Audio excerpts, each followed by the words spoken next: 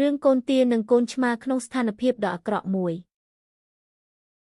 នាថ្ងៃមួយនៅក្នុងវាលស្មៅដ៏ស្ងប់ស្ងាត់មួយកូនទាតូចពណ៌លឿងមួយក្បាលដែលតែងតែដើរក្បែរកូនឆ្មាពណ៌សដ៏គួរឲ្យស្រឡាញ់ពួកគេបានលេងក្បែរស្រះទឹកដ៏ស្រស់ស្អាតហើយពួកគេគឺជាមិត្តល្អនឹងគ្នាបំផុត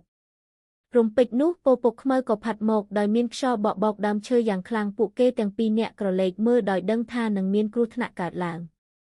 ដោយភ្លៀងធ្លាក់ហើយមានផ្គរលាន់ខ្លាំងពេកកូនឆ្មានិងកូនទាក៏រត់សំដៅទៅទីជម្រកដើម្បីការពារខ្លួនពីភ្លៀង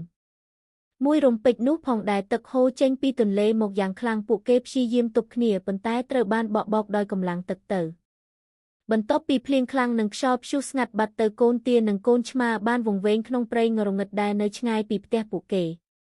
នៅតាមដងព្រៃនៅពេលដែលពួកគេកំពុងដើរតាមផ្លូវមានភ្នែកភ្លឺលេចឡើងហើយស្រមោលគួរឲ្យខ្លាចបំផុតដោយការភិតភ័យខ្លាំងពេកធ្វើឲ្យកូនឆ្មាអប់កូនទាយ៉ាងតឹងពេលនោះផងដែរមានផ្កាភ្លើងតូចៗលេចឡើងបញ្ចេញពន្លឺយ៉ាងច្រើនវាបានហោះជុំវិញដើម្បីបំភ្លឺផ្លូវពួកគេមិត្តភក្តិទាំងពីរនាក់ក៏ដើរតាមសត្វអំពិលអំពែកកាត់ដើមឈើដោយសង្ឃឹមថាសត្វអំពិលអំពែកវានឹងនាំពួកគេទៅផ្ទះវិញរំពេចនោះមានកញ្ជ្រោងដែលស្រែកឃ្លានលេចចេញមកភ្នែករបស់វាសម្លឹងកូនទាជាប់ដោយការស្រែកឃ្លានពេលនោះផងដែរកូនឆ្មាពណ៌សរកស្ទុះឡើងស្រែកខ្លាំងៗដោយព្យាយាមបន្លាចកញ្ជ្រោងឲ្យចាក់ចេញពីទីនោះរំពេចនោះផងដែរមានសត្វអំពិលអំពែកមកបញ្ចេញពន្លឺភ្លឺដ៏ច្រើនដើម្បីដេញនិងរំខានដល់សត្វកញ្ជ្រោងដើម្បីឲ្យមិត្តភក្តិទាំងពីរនាក់គេចខ្លួនចេញពីទីនោះមិត្តភក្តិទាំងពីរនាក់ទៅដល់ផ្លូវថ្មដែលឡើងលើភ្នំមួយហើយពួកគេបានឡើងដោយប្រុងប្រយ័ត្នបំផុត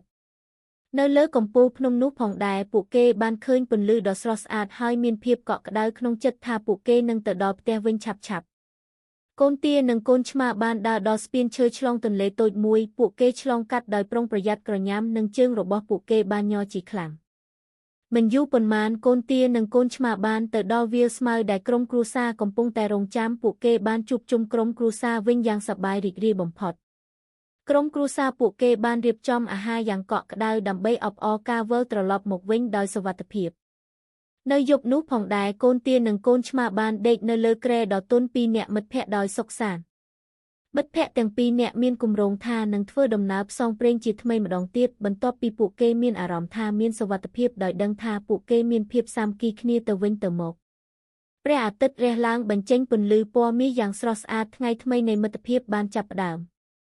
កូនទានិងកូនឆ្មាបានចាប់ដៃគ្នាដើរលេងជាមួយគ្នាហើយពួកគេក៏បានត្រៀមខ្លួនសម្រាប់ដំណើរផ្សងព្រេងមួយទៀតជាថ្មី